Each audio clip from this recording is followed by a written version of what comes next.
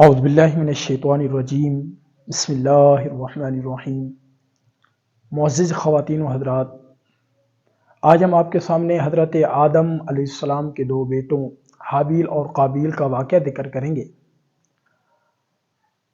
قرآن پاک کی سورہ مائدہ کے اندر اللہ تبارک و تعالی نے حابیل اور قابیل کا واقعہ ذکر کرتے ہوئے ارشاد فرمایا،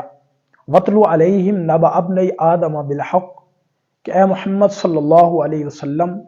آپ لوگوں کو حضرت آدم علیہ السلام کے دو بیٹوں حابیل اور قابیل کا سچا واقعہ بھی سنا دیجئے کہ جب انہوں نے اللہ تبارک و تعالی کے لیے قربانیاں پیش کیں تو ان میں سے ایک کی قربانی قبول ہو گئی اور دوسرے کی قربانی قبول نہ ہوئی، تو دوسرے نے پہلے سے کہا کہ میں تجھے قتل کر دوں گا، تو پہلے نے کہا کہ بلا شبہ اللہ تبارک و تعالی تقوی اختیار کرنے والوں کی قربانی کو قبول فرماتا ہے۔ حضرت عبداللہ ابن عباس و دیگر صحابہ کرام رضوان اللہ تعالی علیہم اجمعین سے مروی ہے کہ جب حضرت آدم اور حوا علیہ السلام کے ہاں اولاد کا سلسلہ شروع ہوا تو ان کے ہاں ہر ایک بار ایک لڑکا اور ایک لڑکی پیدا ہوتے تھے، اور حضرت آدم علیہ السلام کو یہ حکم تھا کہ پہلے پیدا ہونے والے لڑکے کی شادی دوسرے پیدا ہونے والے لڑکے کے ساتھ جو لڑکی پیدا ہوگی اس کے ساتھ شادی کرنی ہے۔ تو ایک بار حضرت آدم اور حوا علیہ السلام کے ہاں قابیل اور اس کی بہن کی ولادت ہوئی، اور دوسری مرتبہ حابیل اور اس کی بہن کی ولادت ہوئی۔ اب سابقہ اصول کے مطابق حکم تو یہ تھا کہ قابیل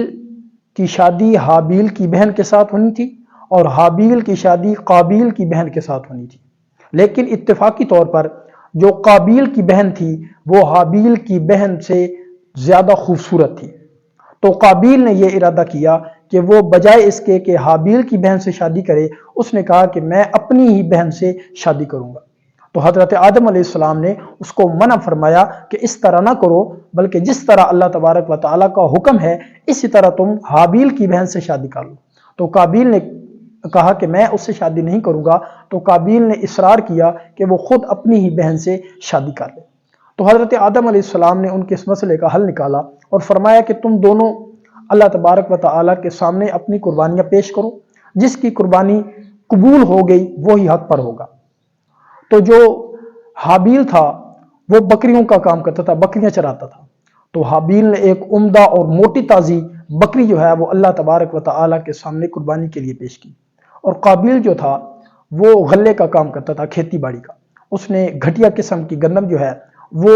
نذرانے کے طور پر، ہدیے کے طور پر اللہ تبارک و تعالیٰ کے سامنے قربانی کے لیے پیش کی۔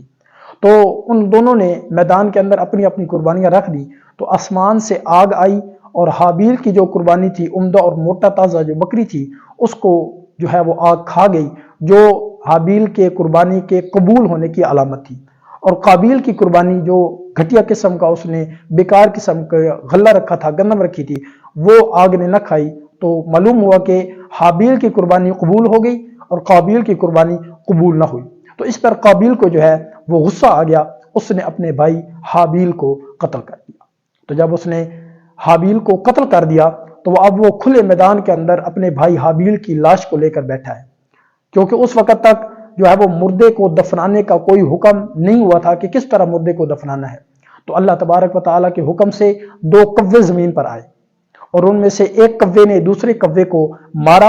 اور مار کر چونچ کے ساتھ جو ہے وہ گڑھا کھودا اور اس گڑھے کے اندر مردہ کوے کو جو ہے وہ دفن کر دیا۔ اب قابیل یہ سارا واقعہ اپنی آنکھوں سے دیکھ رہا تھا، سارا منظر، تو اس نے اپنے آپ پر ملامت کی کہ ہائے افسوس، میں اتنا گر چکا ہوں کہ میں اپنے بھائی کی لاش کو کھلے میدان کے اندر رکھ رہا ہوں، میں تو اس کوے سے بھی گیا گزرا ہوں کہ اپنے بھائی کی لاش کو دفنا بھی نہیں رہا۔ تو پھر اس نے اسی طرح جس طرح کوے نے دوسرے مردہ کوے کو دفن کیا تھا، اسی طرح قابیل نے گڑھا کھودا اور حابیل کو جو ہے وہ